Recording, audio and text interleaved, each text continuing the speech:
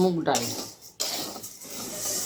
অনেকে বাজার থেকে কেনার পরে তো সরাসরি রান্না করে, সেটা কাঁচা ডাল, মুগের কাঁচা ডাল থাকে। আর এটা হলো হালকা ডালটা ভাজতে হয়,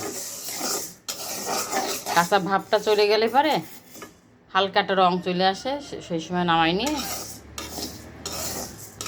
তারপর ধুইয়ে 10 মিনিট ভিজায় রাখতে হয়। ভিজায় রেখে তারপর রান্না করতে হয়।